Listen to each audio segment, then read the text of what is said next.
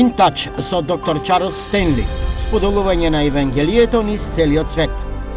Следно на In Touch, преживување на нашата сегашна култура. Христијаните спаѓаат во две категории. Постојат оние кои се посветени следбеници на Исус и оние верници кои имаат телесен ум. И има една специфична разлика. Всушност, апостол Павле и напишал на црквата во Коринт и еве што рекол. Тој рекол во првиот стих од 3 глава. Браќа, не можев да ви зборувам како на духовни, но како на телесни, како на младенци во Христа. Она која го вели вие има во две категории. Некои од вас се вистински следбеници, вие размислувате духовно, а другите од вас се со телесен ум, што значи дека одите по телото, односно чекорење по своите природни навики и желби. Постојат очигледни разлики помеѓу двете групи. И така, кога размислувате за тоа, што е разликата? Односно, кои се овие верници посветени на Исус? Па најпрво од сите тие се водени од Светиот Дух. Посветените верници имаат страст за Бог. Посветените верници сакаат и имаат желба да ја споделат својата вера. Тие сакаат да чекорат покорно пред Бога. Тие му веруваат на Господ Исус Христос за сите своји потреби. Целиот нивен живот има друга перспектива, затоа што тие му поверувале на Исус Христос како на свој спасител. Тие растат во својот христијански живот и затоа се посветени следбеници. Но постои друга група телесни христијани, например. И како што вели овде, вие сте како бебиња. Тој вели, јас можам да ве хранам само со млеко, затоа што имаат убедување, не прават компромис. Тие не се постојани во христијанскиот од. Според доктрината се многу слаби и најчесто се себични. Оние кои ги интересира најпрво, например, се оние нешта кои им носат задоволство, удобност и леснотија. Тие се посетители и наблюдувачи, но многу не се вклучуваат. Тие се луѓе на кои световната култура многу им влијаела. Култура во која живееме. И така, има голема разлика помеѓу двете. Тие немаат голем интерес да му служат на Бог, а си служат на себе. Тие се вплеткале и често западнале во стапицата на културата во која живеат. Сега, само ти можеш да одлучиш во која од тие две категории спаѓаш. А Павле му пише на младиот Тит, кој е млад пастор, оставен на островот Крит, многу тешко место. И тој му дава инструкции како да избере старешини и како да ги основа црквите низ целиот остров.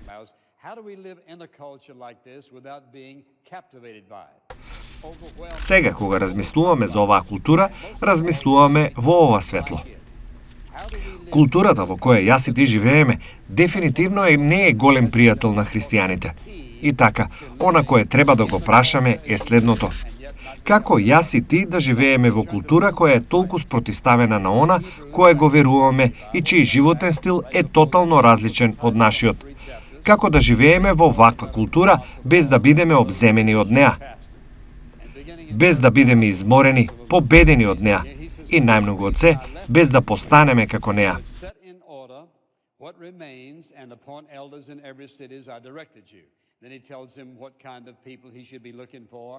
Како да живееме во оваа култура, но да живееме над неа?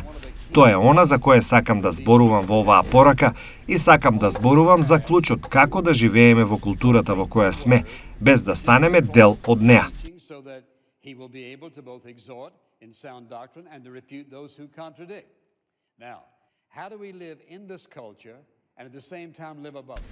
Така би сакал да свртиме во Тит. Ако ги најдете евреите, таму при крајот на својата Библија и свртете назад, токму една книга претходно е малечката книга на Тит, само 3 глави. Многу важно писмо кое апостол Павле го напишал до овој млад пастор. Започнувајќи од 5 стих, тој ни дава мала причина овде. Тој вели: затоа те оставив на Крит, за да го средиш несвршеното и за да поставиш старешини по сите градови, како што ти наредив. Потоа му кажува какви луѓе да бара и така натаму. Потоа доаѓа до 9 стих и зборува за едно од клучните карактеристики кои овие луѓе треба да ги поседуваат. а тоа е: кој се држи цврсто за верното слово, согласно со науката, за да може и да опоменува во здравата наука и да ги изобличува оние кои се противат. Сега, како да живееме во оваа култура, а во исто време да живееме над неа? Како да живееме среде сите влијанија, а во исто време да не ни влијаат? Првиот клуч е ова, што вели тој: држи се цврсто за верното слово кое е во согласност со науката. Сега, што ни вели со фразата држи се цврсто? Токму ова. Кога држиш нешто, го држиш со рака. Кога тој вели држи го цврсто верното слово, овде вели прилепи се, држи го силно, држи го близу, односно примени го во својот живот. Еве што вели Павле.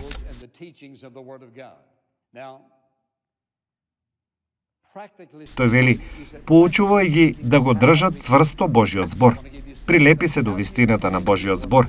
Примени ја во твојот живот, затоа што тој знаел дека христијаните кои живееле во културата на Крит би биле под големо, а сепак суптилно влијание што после некое време не би можел да ги разликуваш од нехристијаните. Каква порака за времето во кое живееме, затоа што ние живееме во исто таква култура. И можеме да употребиме уште многу други зборови за да ги опишеме нештата што се случуваат околу нас, законите кои се донесуваат, ставовите кои луѓето ги имаат и начинот на кој христијаните често се пронаоѓаат предоцна, зграпчени од оваа култура на плитки филозофии со своите неморални ставови и дела. И потоа се прашуваме зошто црквата има толку малку влијание и импакт во нашето општество. Има врска со фактот дека не сме успеале да се држиме цврсто, да видиме, да слушнеме и да ги зграпчиме принципите и поучувањето на Божиот збор. Сега, ако зборуваме практично, ти велиш како да го задржиме тоа.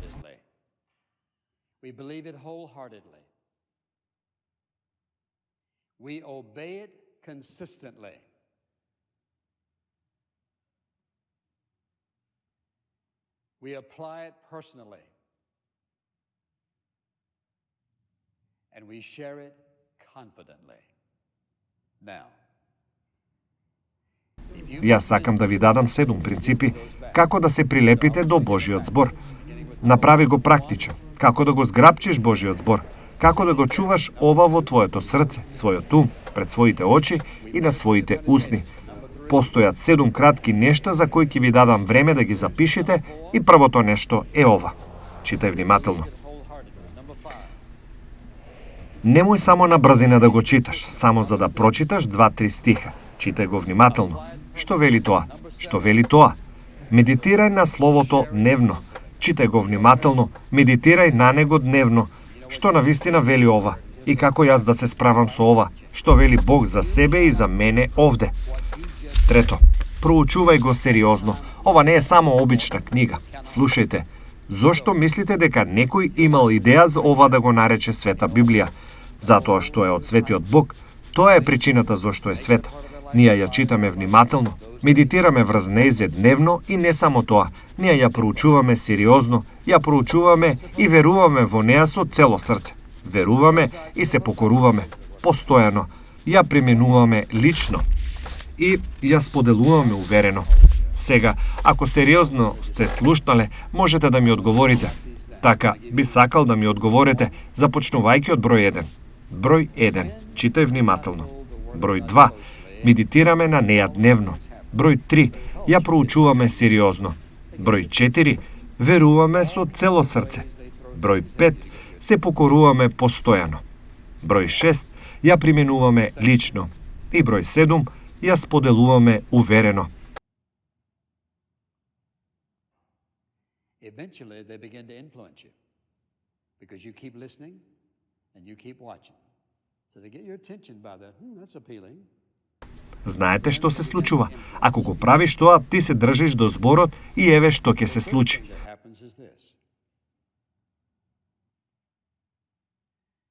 Твојот живот ќе се промени. Ти не можеш да го правиш она кое го велиш, а во исто време да живееш во грев, да чекориш во грев.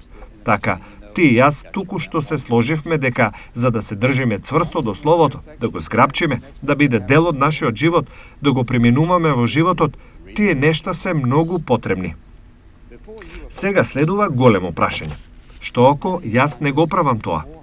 Ајде да речеме дека јас не го вреднувам Божиот збор.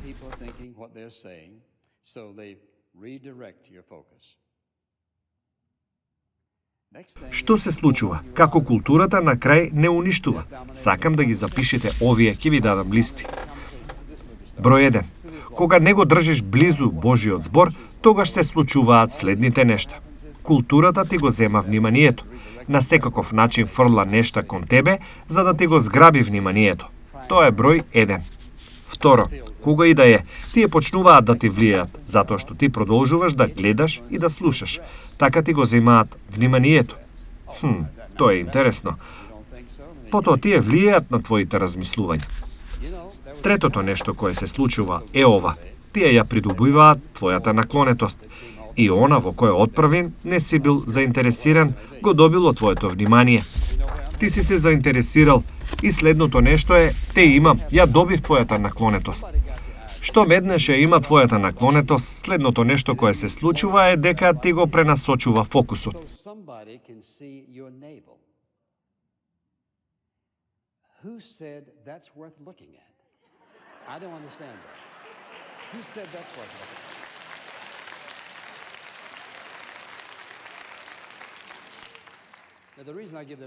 Претходно, ти си бил фокусиран на духовните нешта, но сега повеќе си фокусиран на културата околу тебе, што другите мислат, што велат, така ти го пренасочуваат фокусот. Следното нешто е, дури да сватиш, тие доминираат во твоите разговори. Културата доминира во твоите разговори.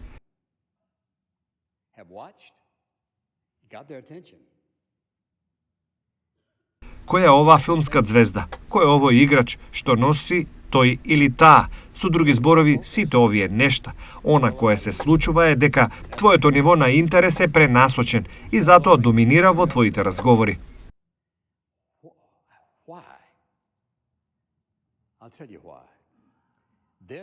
Со што најмногу се исполнети твоите разговори денес? Следното нешто кое се случува. Знаете што? Ти влијае врз начинот на кој се облекуваш. Не мислиш дека е така? Ајде да ви дадам еден пример. Знаете дека доскоро имаше време кога жените носеа блузи кои беа се до нивните сукни или што и да е. Знаете каде е одам со ова, нели? Сега имаме мислење. Некој добил идеја дека ќе ја пресече токму овде. И потоа ја спуштиш за да дојде до овде. За некој да може да ти го види папокот. Кој кажа дека тоа е достојно да се гледа? Јас не го разбирам тоа. Кој кажа дека тоа вреди да се види?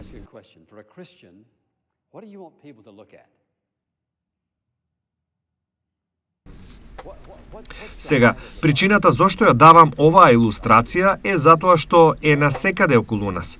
Тие имаат диаманти таму и секакви нешта. Сега, иако е смешно, истовремено е и трагично. Ајде да ви покажам зошто. Сите млади девојки кои ги носат овие се неверници. Доволно млади христијанки гледале, тоа им го земало вниманието, им влијаело на размислувањето, им го пренасочило фокусот и знаете што се случило? Сега тие ги сечат своите блузи. Тие ја симнуваат гардеробата. Зошто? Јас ќе ви кажам зошто.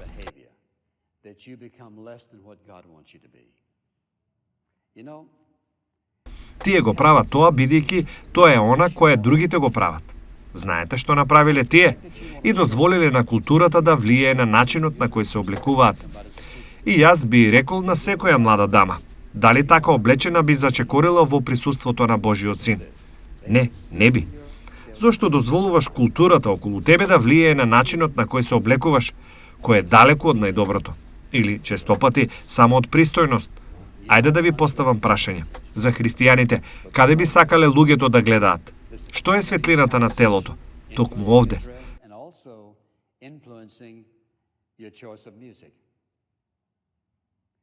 Знаете што?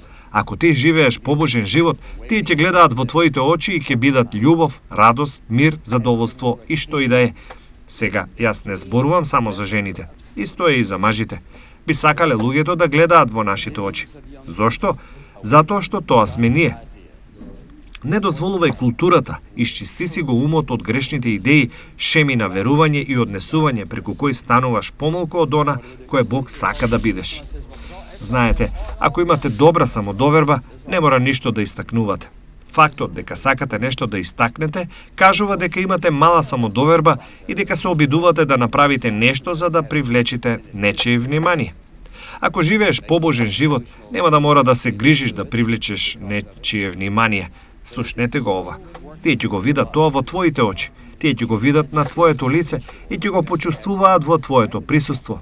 Нема да мора да се соблекуваш за да им го придобиеш вниманието. Но културата исто така работи овде. The world culture has penetrated every facet of our society. One of the most powerful weapons is music. Dress. Слушајте, доминира во твоите разговори, влијае на твоите идеи и влијае на твојот избор на музика. Нема сомнеш, музиката каква што ја имаме денес, често е едно од клучните оружја на сатаната за да одвлече милиони млади луѓе подалеку од побожните идеи, од Божиот збор, од вистината, од пристојноста, од моралите и побожноста. И што прават тие? Знаете, има секаква музика. Тоа е точно. Секаква. Што ти прави тебе? Дали те поттикнува да го славиш Бог? Има многу песни кои се добри, пристојни песни и немаат физички ефект. Може да ти предизвикаат емоционални чувства, да се чувствуваш добро од музиката, но ако така ти работи во телото, што почнеш да се чувствуваш сензуално, она кое треба да се запрашаш е ова. Од каде дојде ова? Затоа треба да внимаваш што слушаш, како се облекуваш. Знаете, световната култура има допрано до секој дел од нашето општество. Едно од најмокните оружја е музиката, облекувањето и она кое се случува. Малку по малку некој излегува и се облекува на одреден начин и некој друг вели: "Јас би сакала да сум како неа." Сакаш да го правиш истото нешто? Зошто не се запрашаш? Што вели Божиот збор? Што вели Божиот збор за пристојноста и редот? Што вели Божиот збор за побожната жена или маж? Знаете што друго ќе направат? Ќе ви го исполнат умот со сензуалност и неморални мисли, пак и пак и пак се додека конечно, знаеш што ќе се случи? Ти го правиш токму она кое си го гледал на телевизија. Или похота толку ти свикнала во животот, што се чувствуваш заробено. Нели е интересно што сатаната ги дава овие неверојатни ветувања, само за да те зароби во нешто кое сега го мразиш, затоа што не можеш да се откажеш. Знаеш зошто? Ти си се тргнал од сидрото, живиот Божи збор. Потоа, што се случува? Тие сакаат да ти го срушат сведоштвото. Културата сака да те оттргне од Бог. Културата не може да те оттргне од Бог се додека не те оттргне од книгата. Се додека не те оттргнат од Божјата книга, тие не можат да те оттргнат од Бог. И што му успеат во тоа, го срушуваат твоето сведоштво. Тогаш, толку многу си како нив, што веќе нема разлика.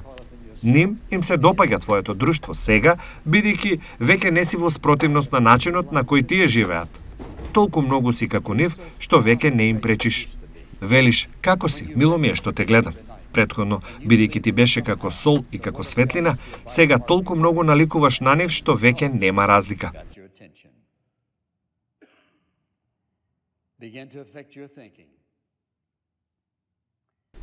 Ако не се прилепиш до Божиот збор, слушайте внимателно, ти нема да се прилепиш до Бог.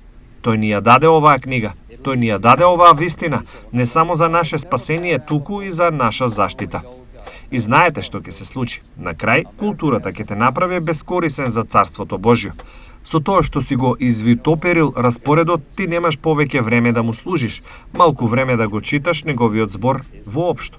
И сега, бидејќи си ги трошиш парите на нешта, наместо да му го дадеш на Бог она кое му припаѓа нему, веќе не те интересира дали луѓето ќе бидат спасени, бидејќи сега твојот живот е толку себичен и се врати околу тебе.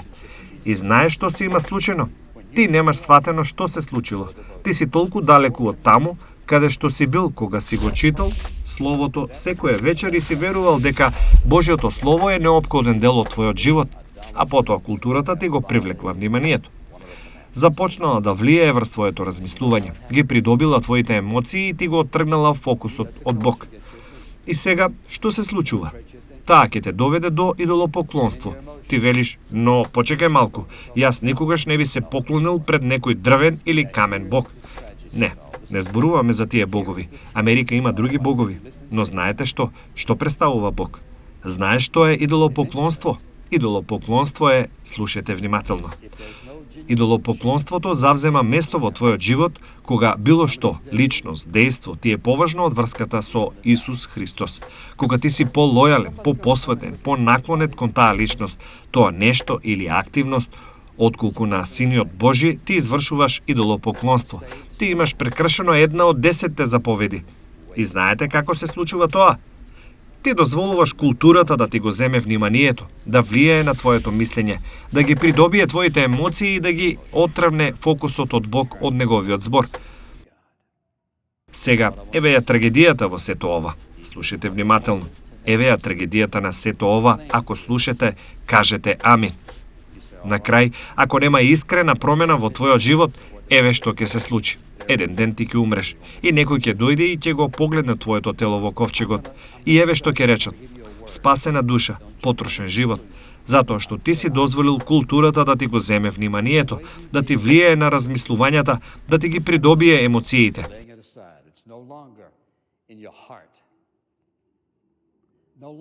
Да ти го оттргне фокусот од Бог. Она кое сакам да ви го кажам е ова. Тој вели: држи се цврсто, прилепи се, вели тој. Ти велиш: добро, во ред, јас признавам дека не сум го правил тоа и сега што да правам? Сега слушајте внимателно за да разберете. Јас ќе ви дадам збор. Не донесувате заклучоци дека не го дефинирам. Начинот на кој се справуваш со оддалечувањето, нецелосно справување, оставање настрана, тоа веќе не е во твоето срце, веќе не е во твојот ум, веќе не ти е пред очи и затоа не ти е повеќе на устните. Зборот е покаяние. Видете внимателно, покаяние, иако зборот значи промена и осврат во друга насока, тоа никогаш нема да функционира додека следното е вистина. Мотивот мора да е исправен. Ако ти се покаеш, се свртиш од лошите дела и ставови, затоа што ти е страф од Божјата осуда, затоа што се плашиш што ќе биде со тебе, тоа нема да функционира. Знаете што? После кратко време, пак ќе се вратиш на старо. Мотивот мора да биде: јас сакам да се променам, сакам да се покајам за гревот, затоа што ми е жал што мојата врска со мојот Бог не е исправна. Јас сум натажен што сум го натажил него. Жал ми е од срце што сум се обидел да живеам и да се убедувам, да се карам и да бранам, а мојата врска со него била оштетена. Кога тоа ти е мотив, покајанието ќе ти биде реалност. Јас што туку ви ја кажав вистината. Ако ти имаш било каква вистина во тебе, воопшто, ќе мораш да речеш: да, тоа е вистина. Сега луѓето велат: па знаеш, овие верници во Библијата. Така е, затоа јас сакам да направите нешто, бидејќи сакам да го има снимено. Сакам да ја земете својата Библија во рака и да бидете сигурни за било кој што се сомнева во фактот кој сме и што веруваме. Дека сме верници во Библијата, но исто така сме и носители на Библијата и сме применувачи на Библијата. Знаете, едно е неколку луѓе во црквата да имаат Библија, но она кое сакам да ви го кажам е ова. Ние не само што веруваме во она кое го зборуваме, ние го практикуваме. Јас ке ве замолам сите овде кои имате Библија да ја подигнат. Секоја една личност овде. Ова сме ние. Ова е книгата по која живееме. Ова е сидрото на нашите животи. Ова е книга на инструкции која божествено дадена од семокниот Бог. И можете да видите наоколу, скоро секој овде има по една. Секогаш имаме и многу гости. Тие не секогаш знаат дека треба да си донесат една. Но ако ти си член, најверојатно имаш една. И ние имаме една едноставна заповед. Прилепи ја. Јас сакам да ја ставиш на твоите гради. Зграбчи ја, држи ја цврсто, примени ја во својот живот, живеј според неа и ќе го искушиш Божјото најдобро во твојот живот. Ако ти си една од оние личности кои никогаш не му поверувале на Исус Христос како на свој спасител, што ќе речеш кога ќе застанеш пред него и тој ти рече: ова е стандардот според кој ќе ти судам. Ти си го игнорирал, си се одрекол од неговиот син, си се свртал на друга страна, си дозволил културата да ти ја одреди вечната судбина. Што ќе речеш тогаш? Нема да имаш што да речеш. Јас сакам да те охрабрам да побараш од Господ Исус Христос, да ти ги прости гревовите и каже му денес дека ти ја признаваш својата грешност. Нема да дојдеш при него затоа што заслужуваш да бидеш спасен. Ти доаѓаш барајќи милост. Ти сакаш тој да ти прости и да те спаси од твоите гревови. Ти се посветуваш себе си на него. Ти сакаш да живееш побожен живот. Ти сакаш да чекориш по неговиот пат и знаеш што ќе се случи. Тој ќе ти го промени животот. Она во која гледаше порано и мислеше дека е толку важно, ќе ја изгуби својата важност. И нештата кои си ги запоставил ќе станат најскапоцените нешта во твојот живот. Татко наш, колку сме благодарни за оваа скапоцена книга, ова цврсто, вечно, верно Твое слово. Јас се молам ти да ја впиеш оваа порака во срцето на секоја една личност. Нека добре длабоко во срцето на оној кој застамнил, кој паднал, кој живее во грев, но знае додека слуша. Јас ја слушнав вистината. Нека има искрено покаяние и свежа нова љубов, посветеност и држење до Словото. Ова е мојата молитва во името на Исус. Амин. Ако сте биле благословени од денешната програма, ве молам посетете не на веб страната www.intouch.org. InTouch, водејќи ги луѓето низ светот во поголемо заедништво со Исус Христос и зајакнувајќи ја локалната црква. Оваа програма е спонзорирана преку службите InTouch и е возможена преку Божјата благодат и вашите верни молитви и дарови.